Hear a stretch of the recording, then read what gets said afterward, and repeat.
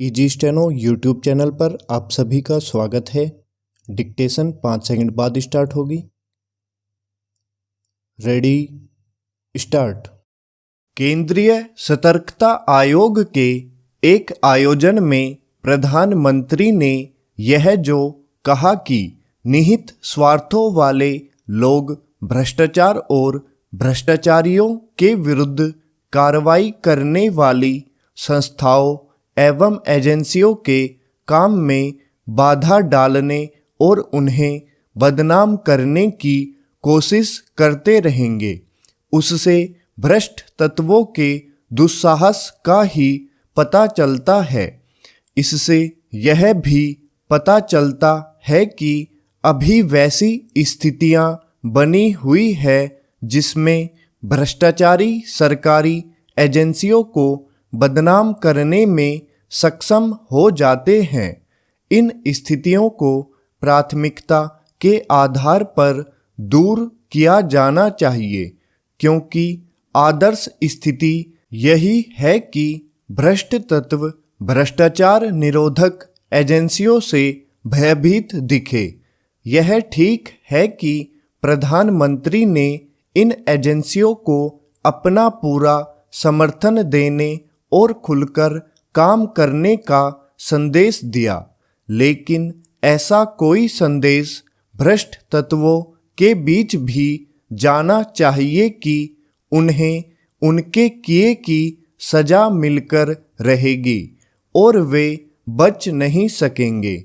इसी के साथ यह भी देखा जाना चाहिए कि सरकारी एजेंसियां अनियंत्रित न होने पाए और वे भ्रष्टाचार पर अंकुश लगाने के नाम पर लोगों का उत्पीड़न न करने लगे। भ्रष्टाचार निरोधक एजेंसियों को सक्षम बनाने के साथ यह सुनिश्चित करना भी आवश्यक है कि भ्रष्टाचार के आरोप में पकड़े गए लोगों को समय रहते सही सजा मिले। आम तौर पर अभी ऐसा नहीं होता। ऐसे लोगों के मामले लंबे समय तक खिंचते रहते हैं। इससे समाज को कोई सही संदेश नहीं जाता।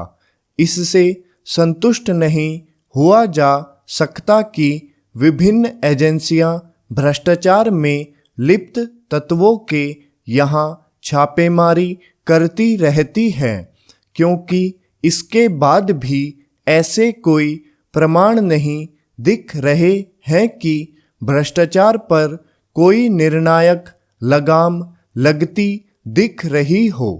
यह ठीक है कि केंद्र सरकार के उच्च स्तर पर भ्रष्टाचार पर एक हद तक लगाम लगी है, लेकिन यह नहीं कहा जा सकता कि उसके लिए कहीं कोई गुंजाइश नहीं रह गई है।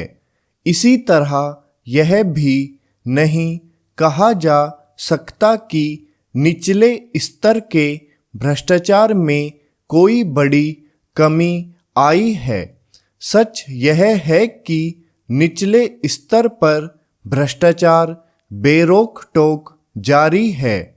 जैसे निर्माण कार्यों में भ्रष्टाचार खत्म होने का नाम नहीं ले रहा है, वैसे ही रोजमर्रा के उस भ्रष्टाचार पर भी जिससे आम लोग दो चार होते हैं। भ्रष्टाचार पर प्रभावी नियंत्रण के लिए यह आवश्यक है कि उन कारणों का निवारण किया जाए जिनके चलते वह पनपता और फलता फूलता है। इससे इनकार नहीं कि तकनीक के इस्तेमाल ने व्यवस्था को पारदर्शी बनाने का काम किया है, लेकिन अभी इस क्षेत्र में बहुत काम किए जाने की आवश्यकता है। ऐसी ही आवश्यकता राजनीतिक भ्रष्टाचार पर अंकुश लगाने के मामले में भी है।